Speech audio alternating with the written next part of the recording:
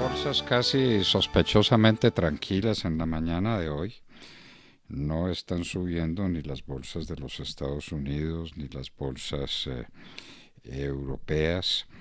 Todo está tranquilo, inclusive está bastante tranquilo el movimiento bursátil en Asia. El CSI 300, que es nuestro punto de referencia, está bajando 0,06%, es decir, está prácticamente en nada.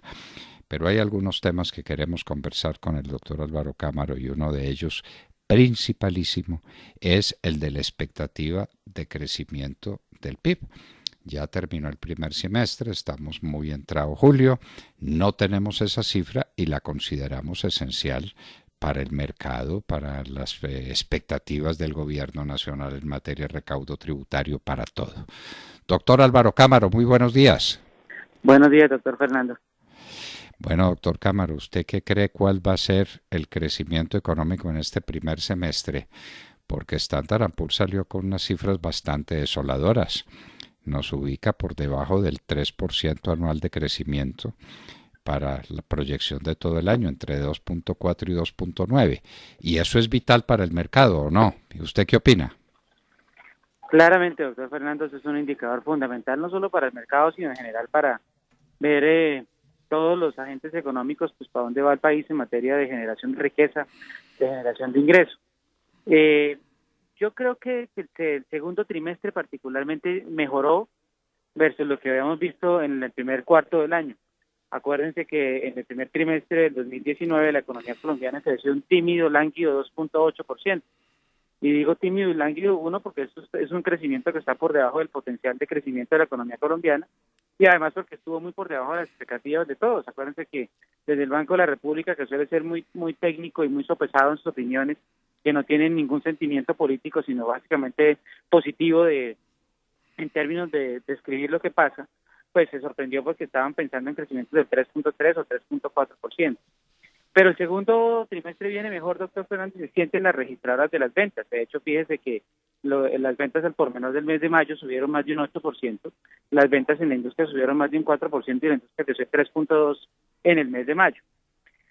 Cuando uno descompone ese crecimiento, se da cuenta que, por ejemplo, en ventas al por menor, las ventas relacionadas con vehículos y las ventas relacionadas con otros artículos como artículos de cuero, calzado, son de las que están jalando el comportamiento al alza, lo cual pues muestra que parecería haber una mayor disposición de compra de los agentes. Y en junio, lo que uno recoge cuando habla con los comerciantes es que también hubo un comportamiento que pareciera haber mantenido esa tendencia. Sin embargo, la proyección o el número de crecimiento aproximado que he hecho yo apunta a que la economía colombiana podría haber crecido en el segundo trimestre alrededor de un 3,3%. Quiere decir eso, doctor Fernando, que nos dejaría un primer semestre creciendo alrededor del 3%, nivel muy por debajo del 3,6% que proyecta el gobierno y más cercano pues al de algunos analistas que han sido más conservadores y hablan del 3,1%, 3,2%. Así las cosas, todavía hay nubarrones importantes en materia económica. Por ejemplo, el desempleo sigue siendo un tema que lastra mucho lo que pasa en Colombia. Estamos hablando de un desempleo que está en 2 dígitos y que ha venido subiendo consistentemente desde el año 2016. Se ubica alrededor del 11% con un alza de más de un punto porcentual versus lo que habíamos el año pasado. Esto todavía genera incertidumbre en qué tanto esto va a marcar la recuperación en la propensión de gasto de los hogares y naturalmente esto va a mantener la demanda interna mucho más sólida de lo que inicialmente hemos visto. Pero yo sí creo que va a venir un segundo trimestre mucho mejor y eso va a ayudar a apuntalar un poco el crecimiento del primer semestre para un 3%. Doctor Cámaro, el tema fiscal es fundamental para toda la economía nacional por el peso que tiene el fisco dentro del conjunto de la economía nuestra. Y tenemos la noticia y la controversia sobre un hueco fiscal muy grande que quedó a pesar de la ley de financiamiento, que están tratando de tapar con la venta de más de 100 empresas en las que el Estado es minoritario en la composición accionaria de la compañía. Pero eso no es un ingreso fiscal sólido. Uno vende una cosa y ya no la puede volver a vender. Por eso el doctor Guillermo Perry ha dicho en el diario El Tiempo que es una barbaridad computar eso como un ingreso fiscal ordinario. Hablemos de ese hueco fiscal un momento, doctor Cámaro, porque es una realidad muy preocupante. Sí, doctor Fernando, ya ha venido siendo inclusive las observaciones que se están generando desde hace algunos meses por parte de los observadores externos, específicamente las evaluadoras de riesgo, en términos de de la capacidad realmente de converger a metas como se han propuesto en el marco fiscal de mediano plazo, más alrededor de 1.5, 1.8% de déficit sobre total del Producto Interno Bruto. Y lo que dice el doctor Guillermo Perry, lo que usted está planteando es completamente cierto. Es equivalente a cuando un hogar vende el carro y vende la casa para pagar la tarjeta de crédito. Estamos hablando que usted no contabiliza eso porque es que las participaciones que la nación tiene en ciertas sociedades, independientemente de que usted decida venderlas, porque estratégicamente las va a reinvertir en infraestructura o las va a reinvertir en obras civiles o en obras de gasto público que generen más capacidad en términos de productividad para el país, pues tendría sentido.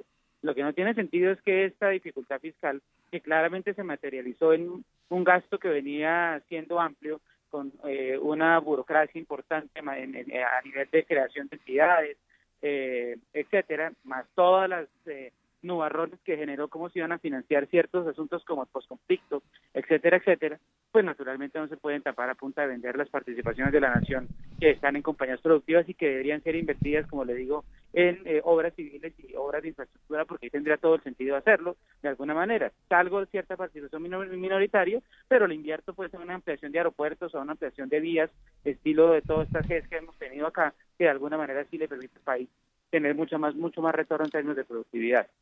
Sin duda alguna es un tema muy complejo y Colombia sí tiene que seguir haciendo pues todos los esfuerzos en materia de gasto fiscal porque sigue habiendo mucha incertidumbre en este frente. Y eso que no hemos discutido, la reforma pensional y un poco de reformas que están ahí engavetadas, pues está discutiendo otras cosas en el plano político.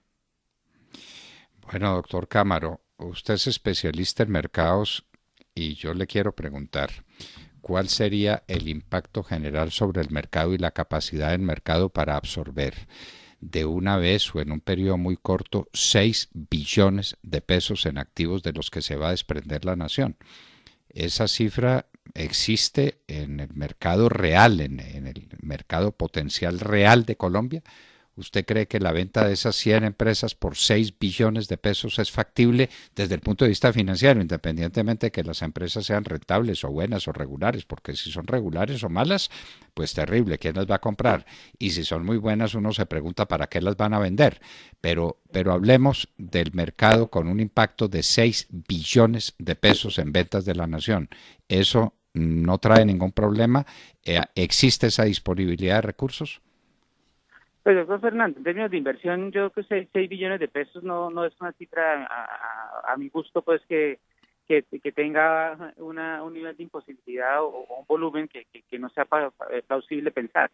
Definitivamente, sí, eso es un tema de precios. O sea, si las participaciones de lo que se pretende enajenar son en compañías que generan flujo y que a la luz de los inversionistas van a ser interesantes, estamos hablando pues de 2.000 o 2.500 millones de dólares, que eso si usted lo mira como como proporción de la inversión extranjera que recibe el país, pues no es una cosa que vaya a generar una dificultad mayor.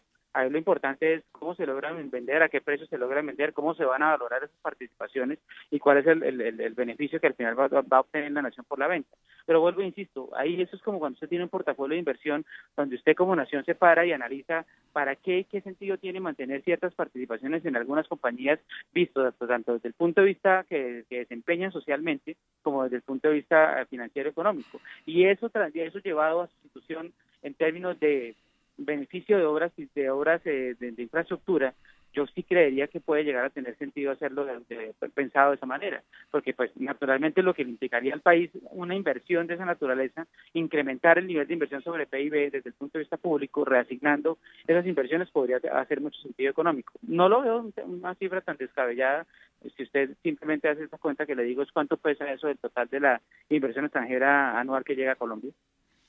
Pero inversión extranjera que se orienta en un porcentaje abrumador, cerca de 80 o 90% hacia el sector petrolero.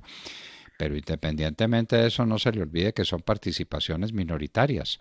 La participación minoritaria no tiene una influencia importante en el valor del bien que se vende, salvo que lo compre el accionista mayoritario.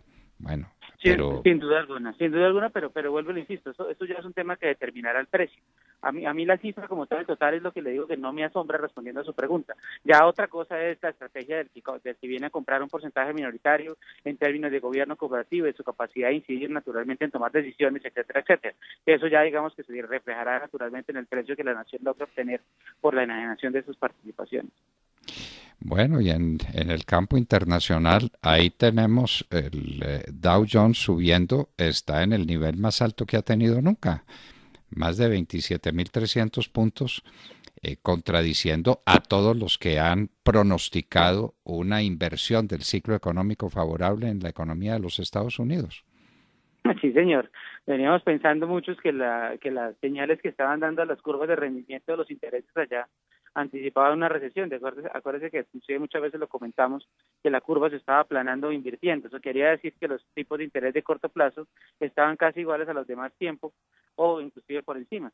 Sin embargo, pues a todos ha sorprendido. Esto sigue moviéndose al ritmo del Twitter del señor Trump, en la medida pues que logró tranquilizar los mercados hace un par de semanas cuando dijo que con China se había puesto de acuerdo para frenar o bajarle un poco el tono de la guerra comercial. Los mercados se envalentonaron. Hemos tenido buenas cifras de desempeño económico en Estados Unidos. De hecho, apenas ayer publicaron las cifras de ventas al por menor del mes de junio, bastante positivas, un crecimiento de 3.8% en términos anuales por encima del 2.4% que traíamos en meses anteriores. Las cifras de desempleo siguen estando sólidas, y de alguna manera la Fed también le da una ayudita pues o gasolina a la subida de las acciones, en la medida que ha salido a decir que no le temblará la mano para bajar la tasa de interés y pues si la economía lo llegara a requerir. Mucha gente inclusive está pensando que en la reunión del 30 de julio y 31 de julio la Fed podría bajar la tasa de interés. Ahorita la discusión es si van a ser 50 básicos o 25, porque los últimos números en materia de actividad económica han estado sólidos. E incluso, doctor Fernando, hemos podido ver las bolsas de máximos, a pesar de que China reportó un crecimiento en el segundo trimestre solamente del 6.2%, el número más bajo en 27 años de crecimiento de la economía china, y que está muy pegado al límite inferior que el gobierno chino ha puesto como referencia para su rango de crecimiento este año, que está entre 6 y 6,5. Lo que se piensa es que los mercados ya tenían interiorizada la cifra y que por el contrario eso le da más gasolina a las medidas de estímulo desde el punto de vista fiscal en China y desde el punto de vista monetario en Estados Unidos o en Europa, básicamente para lograr evitar que el mundo se vaya a niveles de crecimiento mucho más bajos. Eso es lo que por ahora está explicando la subida en las bolsas, y adicionalmente que arrancamos la etapa de resultados del segundo trimestre, que aparentemente por ahora, en lo que atañe a los bancos, están resultando mejor de lo esperado.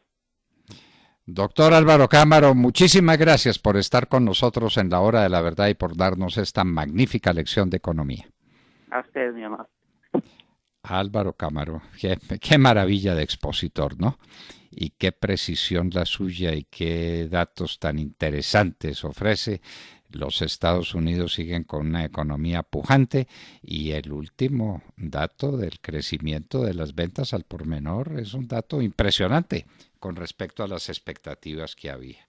La economía norteamericana se niega a aplanarse o a empezar a descender, sino que sigue creciendo, y la economía de los Estados Unidos es, no cabe ninguna duda, la locomotora del mundo. Y en Colombia, 6 billones de pesos no asustan para el mercado interno, ¿no le parece eso al doctor Cámara? Todo depende de lo que se ofrezca y al precio que se ofrezca y la rentabilidad de las empresas. Pero ahí nos preguntamos, si son empresas poco rentables, si son empresas que están en dificultades, si no son buenas inversiones, va a costar trabajo venderlas. Y si son muy buenas, ¿para qué las vendemos? Preguntas que le hacemos al doctor Carrasquilla, ministro de Hacienda. Álvaro Cámara estaba con nosotros en la hora de la verdad.